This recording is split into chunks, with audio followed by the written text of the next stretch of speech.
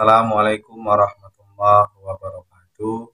Yang kami hormati Bapak dosen, yang kami hormati Ibu Bapak yang berada di MPIA dan MPIB, izinkan kami untuk menyampaikan materi manajemen layanan khusus pendidikan.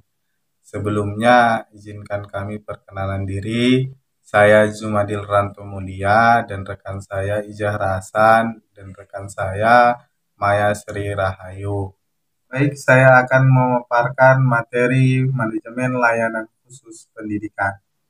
Manajemen menurut Al-Quran dalam surah As-Sajdah ayat 5 yang berbunyi Bismillahirrahmanirrahim yudabbirul amra minas sama'i ilal ardi summa ya'ruju ilaihi fi yaumin kana middanun alfan sanatin mimma ta'udun, yang artinya dia mengatur segala urusan dari langit ke bumi, kemudian segala urusan itu naik kepadanya dalam satu hari, yang kadarnya adalah 1000 tahun menurut perhitunganmu. Menurut Ananda, Dr. Haji Rusdi dan Banurea Oda Kinanta tahun 2017, yang menyimpulkan definisi manajemen yaitu adanya kejadian antara unsur dalam organisasi, adanya usaha pemanfaatan sumber-sumber yang dimiliki organisasi, dan adanya tujuan yang jelas yang akan dicapai. Ada 7 aspek manajemen berbasis sekolah. Yang pertama, aspek manajemen kurikulum dan pembelajaran. Yang kedua, aspek peserta didik. Yang ketiga, aspek pendidik dan tenaga kependidikan. Yang keempat, aspek keuangan. Yang kelima, aspek sarana dan prasarana. Yang keenam, aspek relasi sekolah dan masyarakat. Yang terakhir, serta aspek budaya dan lingkungan sekolah. Kepala sekolah sebagai pelayan customer, baik dari lembaga pendidikan umum ataupun lembaga pendidikan Islam, menempatkan dirinya sebagai pelayan umat. Artinya, para kepala sekolah harus memberikan pelayanan terbaik kepada pelanggan. Firman Allah Subhanahu wa taala dalam surah Al-Ansar ayat 9 yang menjelaskan bagaimana sikap seorang tuan rumah memuliakan tamunya. Yang artinya, orang-orang Ansor yang telah menempati kota Madinah dan beriman sebelum kedatangan mereka mencintai orang yang berhijrah ke tempat mereka. Mereka tidak mendapatkan keinginan di dalam hatinya terhadap apa yang diberikan kepada muhajirin. Mereka mengirimkan muhajirin daripada dirinya sendiri meskipun mempunyai keperluan yang mendesak. Siapa yang dijaga dirinya dari kekikiran, itulah orang-orang yang beruntung. Pelanggan pendidikan terdiri atas 2 jenis, yaitu pelanggan internal dan pelanggan eksternal. Yang pertama, pelanggan internal adalah stakeholder yang ada di sekolah, yaitu guru, pustakawan, laboran, teknisi, tenaga administrasi, dan tenaga kebersihan. Yang kedua, pelanggan eksternal, yaitu merupakan pelanggan primer adalah peserta didik. Pelanggan sekunder, yaitu orang tua peserta didik, masyarakat, dan pemerintahan. Dan pelanggan tersier adalah pemakai atau penerima lulusan baik lembaga yang lebih tinggi maupun dunia usaha. Jenis-jenis layanan khusus pendidikan di sekolah diantaranya layanan perpustakaan, layanan bimbingan dan konseling, layanan sarana ibadah, layanan kafeteria atau kantin sekolah, layanan kesehatan, layanan laboratorium, layanan koperasi, layanan asrama, dan layanan transportasi. Konsep manajemen layanan khusus pendidikan sebagai berikut. Bertujuan memberikan pemenuhan kebutuhan peserta didik dan warga sekolah untuk mendukung dan memperlancar proses belajar mengajar di sekolah, sehingga layanan khusus pendidikan berfungsi sebagai faktor pendukung pembelajaran di sekolah. 2. Merupakan gabungan unit-unit layanan khusus di sekolah yang saling berkaitan satu dengan yang lainnya. 3. Bertujuan mengembangkan minat dan bakat peserta melalui aktivitas ekstrakurikuler di unit-unit layanan khusus pendidikan tersebut.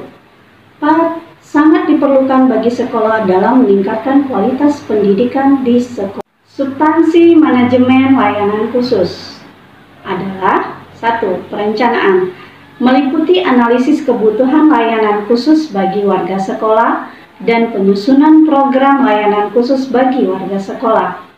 2. Pengorganisasian, berupa pembagian tugas untuk melaksanakan program layanan bagi warga sekolah. 3. Pergerakan, meliputi pengaturan pelaksanaan layanan khusus tersebut. 4. Pengawasan, meliputi pemantauan program layanan khusus dan penilaian kinerja layanan khusus bagi warga sekolah. Prinsip-prinsip manajemen layanan khusus pendidikan. A. Prinsip-prinsip yang berhubungan dengan siswa yang dibimbing. B. Prinsip-prinsip yang berhubungan dengan pembimbing. C. Prinsip-prinsip yang berhubungan dengan organisasi dan administrasi bimbingan. Konsep manajemen layanan khusus. Menurut Kusmin Tarjo, 1992 berpendapat bahwa layanan khusus atau pelayanan bantuan diselenggarakan di sekolah dengan maksud untuk mempermudah proses pengajaran untuk mencapai tujuan. Manajemen layanan pendidikan merupakan sebuah cara lembaga pendidikan, khususnya sekolah, untuk mengatur dirinya sehingga segala proses administrasi dan pembelajaran di sekolah berjalan lancar. Agar tujuan pendidikan di sekolah bisa tercapai, maka layanan khusus dilaksanakan di sekolah untuk mendukung pelaksanaan pembelajaran berlangsung sukses. A. Prinsip-prinsip yang berhubungan dengan siswa yang dibimbing. 1. Pelayanan bimbingan harus diberikan kepada seluruh peserta. B. Prinsip-prinsip yang berhubungan dengan pembimbing. 1. Petugas-petugas bimbingan harus melakukan tugasnya sesuai dengan kemampuan dan kewajiban masing-masing. Yang kedua, petugas-petugas bimbingan di sekolah dipilih atas dasar kualifikasi kepribadian, pendidikan, pengalaman, dan kemampuan. Yang ketiga, petugas bimbingan harus mendapat kesempatan untuk memperkembangkan diri serta keahliannya melalui berbagai latihan. Yang keempat, petugas bimbingan hendaknya mempergunakan informasi yang tersedia mengenai individu yang dibimbing beserta lingkungannya sebagai bahan untuk membuat individu yang bersangkutan ke arah penyesuaian diri yang lebih baik.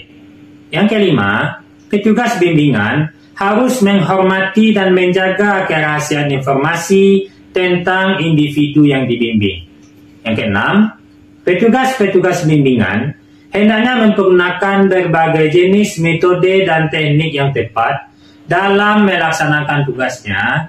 Dan yang ketujuh, petugas-petugas bimbingan hendaknya memperhatikan dan mempergunakan hasil penelitian dalam bidang minat kemampuan dan hasil belajar individu untuk kepentingan perkembangan kurikulum sekolah. C. Prinsip-prinsip yang berhubungan dengan organisasi dan administrasi bimbingan. 1. Bimbingan harus dilaksanakan secara berkesinambungan. Yang kedua, dalam pelaksanaan bimbingan harus tersedia kartu pribadi bagi setiap individu siswa. Hal ini sangat diperlukan untuk mencatat data pribadi individu secara sistematik yang dapat digunakan untuk kemajuan individu yang bersangkutan. Yang ketiga, program bimbingan harus disusun dengan kebutuhan sekolah yang bersangkutan, sehingga layanan bimbingan mempunyai sumbangan yang besar terhadap program sekolah. Yang keempat, pembagian waktu untuk setiap bimbingan secara teratur. Kemudian yang kelima, bimbingan harus dilaksanakan selama dalam situasi individu dan dalam situasi kelompok sesuai dengan masalah dan metode yang dipergunakan dalam memecahkan masalah itu. Dan yang keenam, kepala sekolah memegang tanggung jawab mendasar dalam pelaksanaan bimbingan. Kusliana 2010. 3. Teknik-teknik manajemen layanan khusus pendidikan. 1. Menjalankan sesuai konsep dan prinsip dari manajemen khusus pendidikan di atas. Yang kedua, memberikan semua layanan khusus pendidikan dengan memperhatikan skala prioritas dari semua peserta didik. Kemudian yang ketiga, pemberian layanan khusus pendidikan tak terlepas dari fungsi-fungsi dari sebuah manajemen pendidikan itu sendiri, bertujuan mencapai pendidikan yang efektif dan efisien.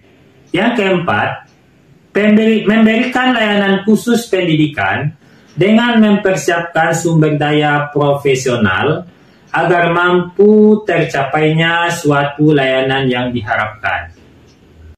Layanan khusus pendidikan dikatakan berhasil jika peserta didik puas dengan layanan sekolah seperti puas dengan pelajaran yang diterima, puas dengan perlakuan guru, dan puas dengan fasilitas yang disediakan. Kemudian, orang tua dengan layanan terhadap anaknya maupun layanan kepada orang tua, misalnya puas karena menerima laporan periodik tentang perkembangan peserta didik maupun pelaksanaan program-program sekolah. Ketiga, pihak pemakai atau penerima lulusan perguruan tinggi, industri, dan masyarakat puas karena menerima lulusan sesuai dengan kualitas yang diharapkan. Keempat, guru dan karyawan puas dengan pelayanan sekolah. Contohnya dalam pembagian kewajiban kerja, hubungan antara guru, karyawan, dan pimpinan, honorarium atau gaji dan sebagainya menurut Pusdi 2018.